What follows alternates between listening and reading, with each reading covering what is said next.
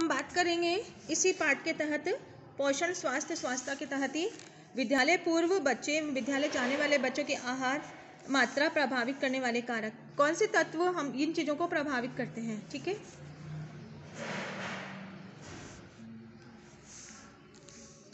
उसके बाद अच्छी आदतें स्वास्थ्य की अच्छी आदतें पे हम देख रहे हैं, ये तो देख लिया संचार माध्यम मित्र मंडल।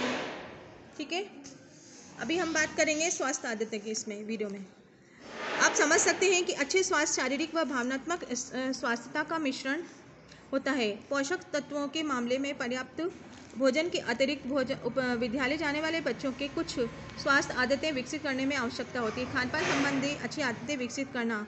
हम उम्र के बच्चे कभी कभी ज़्यादा टीवी देखते देखते वह एक सी जगह चिपके बैठे रहते हैं, कोई शारीरिक क्रिया नहीं करते हैं। और राधा के पास एक जैसी समस्या का समाधान करने के लिए बाउल भर कर फल और सब्जी तैयार करती हैं, जिसमें ढेर सारे सलाद के पत्ते, सूखे मेवे, अंकुरित उबले हुए चने, भाप पकाई गई फलियां, गाजर, टोफू, पनीर के टुकड़े आदि आकर्षक के रूप में सजी रहती है, भरपूर मात्रा में परोसी जाती है। वह कहती है कि उन्हें काल्पनिक नाम देते हुए मिश्रण की से अदली बदली करती रहती है। शारीरिक गतिविधियों के लिए प्रोत्साहित करना।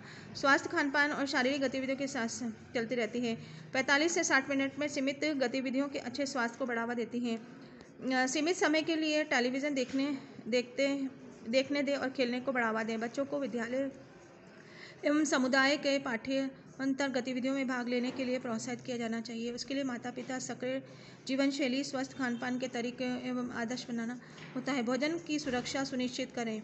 बच्चों को स्वस्थ स्थितियों में खाने के लिए प्रशिक्षित किया जाना चाहिए। भोजन में खाने से पहले वह स्वच्छ व सुरक्षित होना चाहिए। खाने से पहले हाथ धोना चाहिए। फल व सब्जियों को भी खाने से पहले ही धो लेना चाहिए।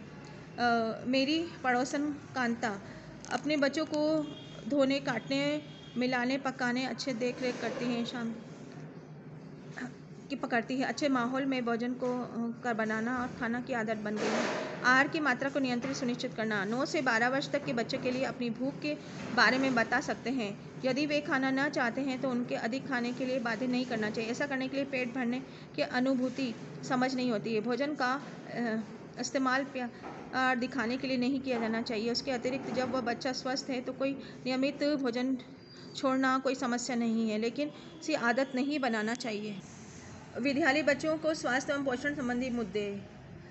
प्रतिरक्षण कार्यक्रम एवं पौष्टिक भोजन में तरीकों में अनुपालना में माता पिता संयुक्त प्रयास से इस समय तक बच्चा कभी कभी होने वाली खांसी जुकाम जैसे रोगों से लड़ने के लिए काफ़ी मजबूत हो जाता है। आप जानते हैं कि जब बच्चों में मोटापा स्वास्थ्य के लिए खतरा बनता जा रहा है, ऐसा आहार में अत्यधिक वसायुक्त भोजन, अधिक नमक, कम रेशा, चीनी मिले हुए पेय पदार्थ के कारण होता है।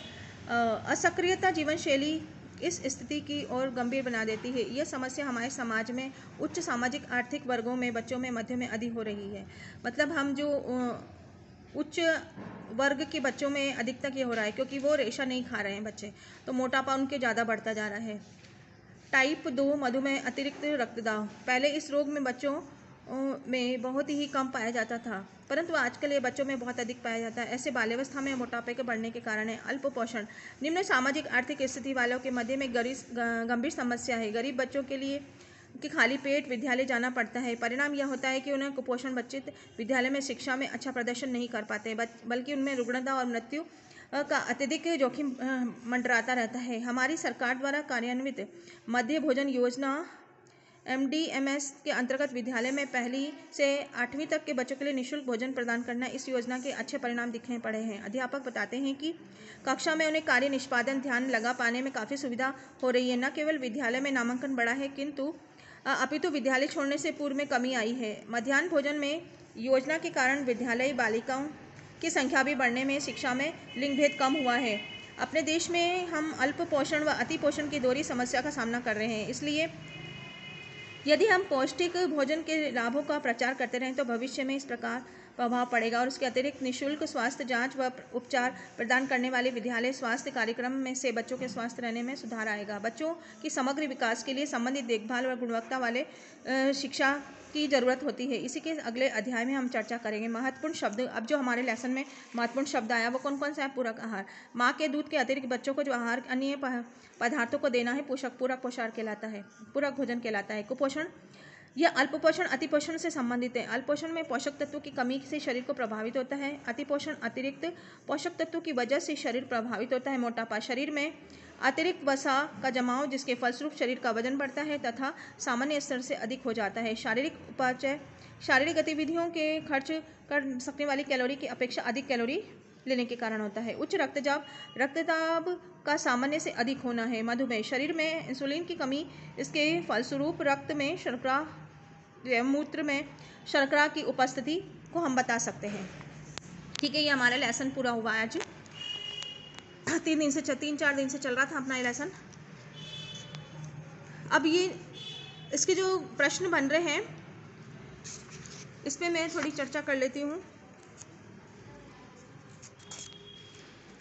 अंत में कुछ प्रश्न। हमारे विद्यालय में जाने वाले बच्चों के आहार में संतृप्त वसा, अतिरिक्त चीनी, नमक की मात्रा सीमित क्यों करनी चाहिए?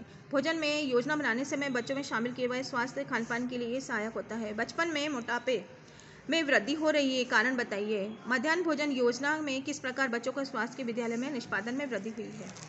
प्रस्तावित क्रियाकलाप, ये क्रियाकलाप आपको करना है। ठीक है, प्रायोगिक में आप अपने पैतृक गाँव किसी अन्य गाँव में जा रहे हैं या आप पाते हैं तो बच्चे में कुपोषित उसके कारण होने वाले शिकार बच्चों के लिए माता पिता से बात कर उसके बारे में बातें करेंगे।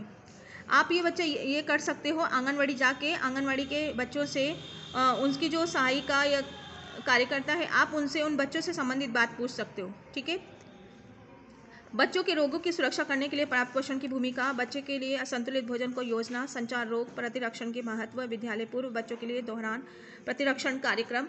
ठीक है, ये आप आंगनवाड़ी जाके वहाँ पे आप लोग वार्तालाप करके इन प्रश्न का आंसर आप प्राप्त कर सकते हैं। उसके बाद नेक्स्ट है आपके पड़ोस या 2 वर्षीय